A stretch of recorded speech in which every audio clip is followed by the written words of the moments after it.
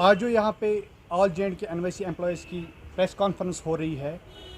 इस press conference का सिर्फ यही मकसद है कि अपने जो हमारे जायज़ मुतालबात है वो आला हुक्काम तक पहुँचे और उन पर गौर व फिक्र करके एक हतमी फ़ैसला आ जाए। मैं आपको बताता चलूँ,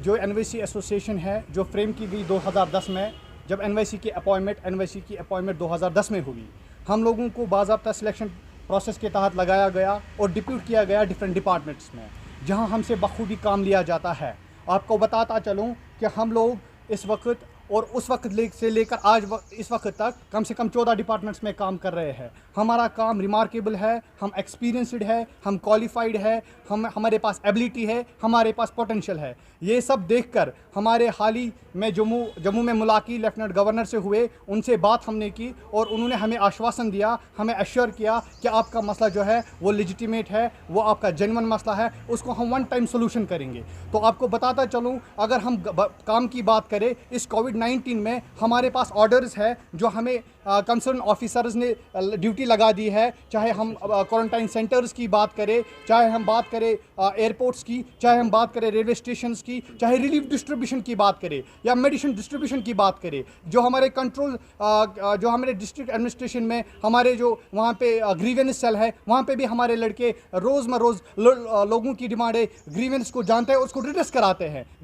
अलगर्ज मुझे यही कहने का है कि हमारे साथ बहुत नाइंसाफ़ी हुई है। अभी तक कोई ठोस कदम नहीं उठाए गए हैं जिसे हमारा मसला जो करीबन एक दहाई से चला आ रहा है, इसमें कोई ठोस फैसला नहीं लिया गया है। हमारी जो एनवाईसी एसोसिएशन है, आप जानते हैं कि इस एसोसिएशन ने कितनी मेहनत करके और कितना काम किया है, और उस काम को मद्देनज़र रखते हुए गवर्नमेंट को एक कम्प्रहेंसिव पॉलिसी बनानी चाहिए। हमको इंडलिज किया गया था 520 में, और 520 में इंडलिज करके हमारे साथ नाइंसाफ़ी की गई थी, क्योंकि हम क्वालिफाइड यूथ है, हमारे पास क्वालिफिकेशन है, हमारे पास एक्सपीरियंस है, हमारे पास एबिलिटी है, हमारे पास पोटेंशियल है, लेकिन हमें उस एसआरओ में इंडलिज किया गया है जिस एसआरओ में न कोई क्रिएशन पोस्ट के अगेंस्ट रेगुलराइजेशन पॉलिसी है, न कुछ मेडिकल अलाउंसेस है। हम हाल ही में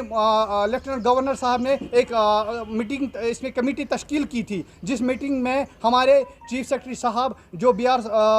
सुब्रमण्यम स्वामी साहब है, उनकी क़यादत में मीटिंग फ्रेम की गई थी, कमेटी फ्रेम की गई थी, और उस कमेटी ने अभी तक कोई ऐसी मीटिंग कन्वीन नहीं की कि एक ठोस फैसला इन एनवाईसीज़ के हित में लिया जाए। और आपको बताता चलूँ, उसी दिन और एक कमेटी फ्रेम की गई थी जो SRO 202 के लिए फ्रेम की गई थी, और उसमें पब्लिक डोमेन में उनका फैसला आ चुका है। उसका हम तहे दिल से वेलकम कर रहे हैं। साथ साथ आपको ये भी बताता चलूँ, जम्मू कश्मीर और लद्दाख यूनियन टेरिटरी में हमारे लड़के कोने कोने में काम कर रहे हैं। गर्ज इनको मैं खाली हम जुबानी नहीं बोल रहे, इनके हित में हमारे डिस्ट्रिक्ट कमिश्नर साहब ने एक एप्रिसिएशन लेटर्स भी दे दिए हैं, जो मेरे पास इस वक्त मौजूद है। आप देख सकते हैं कि हम लोग कितने डेडिकेटेड हैं। हम डेडिकेशन के साथ इस कोविड-19 से भी लड़ रहे हैं,